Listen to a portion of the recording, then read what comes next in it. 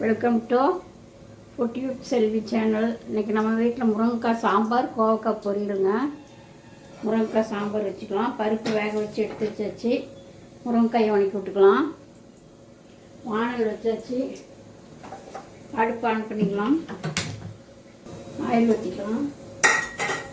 கொஞ்சம் சூடாகிடுச்சு. ஒரு 3 spoon oil ஊற்றிக்கலாம். நான் கடலை நீரில் தாங்க வைக்கிறேன். கடலை நீர் வச்சா குழம்பு டேஸ்ட்டாக இருக்கும் சாம்பார்.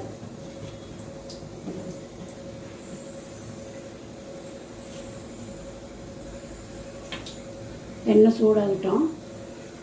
எண்ணெய் சூடாகிடுச்சு. கடுகு போட்டுக்கலாம். கொஞ்சம் சீரகம் போட்டுக்கலாம். 1/2 ஸ்பூன் சீரகம், 1/2 ஸ்பூன் கடுகு போட்டிருக்கேன். கொஞ்சம் ஒரு 10 வெந்தயம் போட்டுக்கலாம். வெந்தயம் போட்டால் மணமாக இருக்கும். கடுகு பொரிஞ்சிருச்சு. பெரிய வெங்காயம் கொஞ்சம், சின்ன வெங்காயம் போட்டுக்கலாம். 2 பச்சை மிளகா, ஒரு கொத்து கருவேப்பிலை.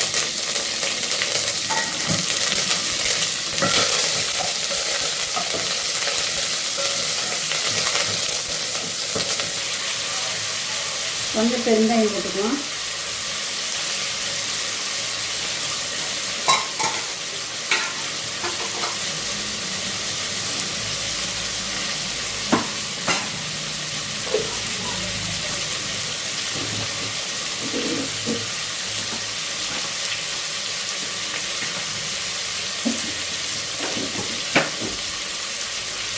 போட்டுக்கலாம்.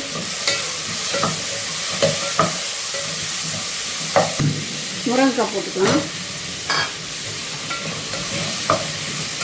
முருங்கைக்காய் வணங்கவே வேண்டியது இல்லைங்க. ஒரு தக்காளி ஒன்றாவே போடலாம்.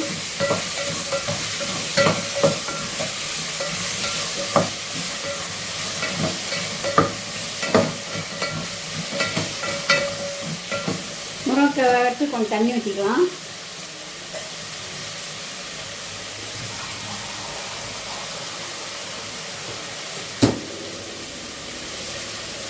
தேவையான அளவு தண்ணி ஊற்றிக்கலாம். கொஞ்சம் ஒரு கப்பு தண்ணி ஊற்றிருக்கேன்.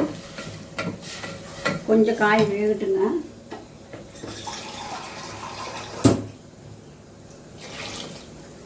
உப்பு போட்டிருக்குறோம். அதனால் கொஞ்சம் சாம்பார் பொடி போட்டுக்கலாம். சாம்பார் பொடி முன்னாடி ஃபஸ்ட்டே போட்டு இதில் வணக்கணும்னா கச்ச மாதிரி இருக்கும். அதனால் இப்போ போட்டுக்கலாம்.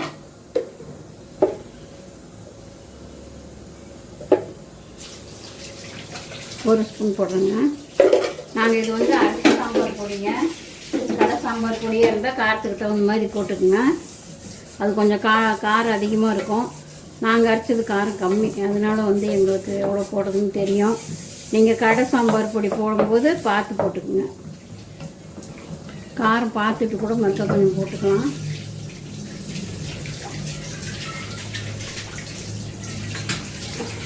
கொஞ்சம் கம்மியாக தான் இருக்குது. கொஞ்சம் போட்டுக்கிறேன். ஒரு 1/2 ஸ்பூன் போட்டுக்கிறேன்.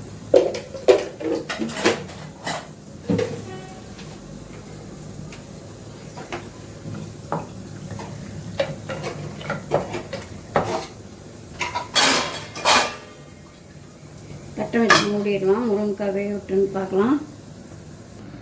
முருங்கைக்காய் வெந்துருச்சேன்னு பார்க்கலாம்.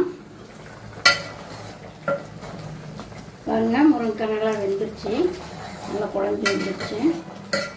இப்போ பருப்பு ஊற்றிக்கலாம்.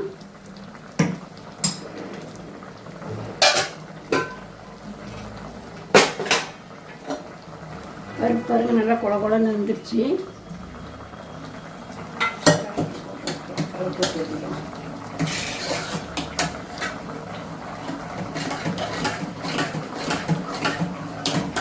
பருப்பு கடையவே வேண்டியது இல்லைங்க. ஒரு குழம்பாட்டு வந்துடுச்சு. பருப்பு ஊற்றிக்கலாம்.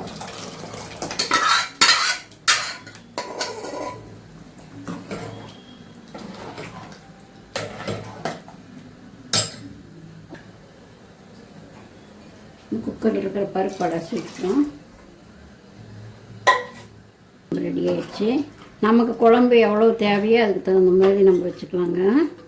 உப்பு காரம் புளிப்பெல்லாம் நம்ம வீட்டில் எப்படி சாப்பிட்றோமோ அதுக்கு தகுந்த மாதிரி போட்டுக்கோங்க. ஒருத்தர் கூட குறைச்சி சாப்பிடுவாங்க. நமக்கு எப்படி தேவையோ அப்படி போட்டுக்கோங்க. எங்களுக்கு எல்லாமே கரெக்டாக இருக்குது. புளி ஊற்றினா கரெக்டாக இருக்கும். ஒரு கொதி வரட்டுன்னு புளி ஊற்றிக்கலாம்.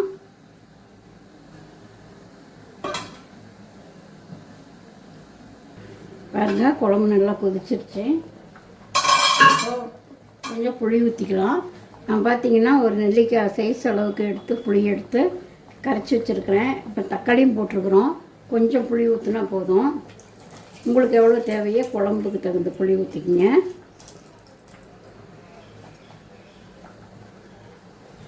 நல்லா கலக்கி விட்டுக்கலாம்.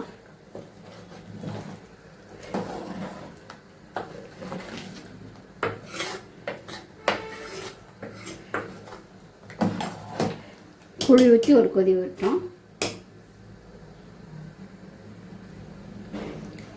எல்லாம் கணக்காக இருக்குங்க, கரெக்டாக இருக்குது.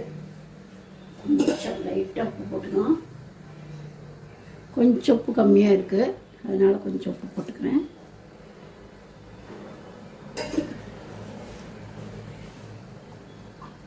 ஒரு 2 நிமிஷம் மூடி வச்சு ஆஃப் பண்ணிடலாம் அடுப்பை. கொத்தமல்லி கீரை இருந்ததுன்னா மேலே தூவி விட்டுக்குங்க. எங்ககிட்ட இல்லை, அதனால நான் போடல. இருந்து போட்டிங்கன்னா நல்லா வாசமாக இருக்கும் குழம்பு.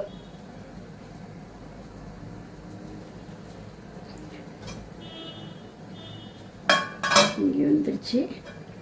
அடுப்பு ஆஃப் பண்ணிடலாம். 2 நிமிஷம் ஆயிடுச்சு.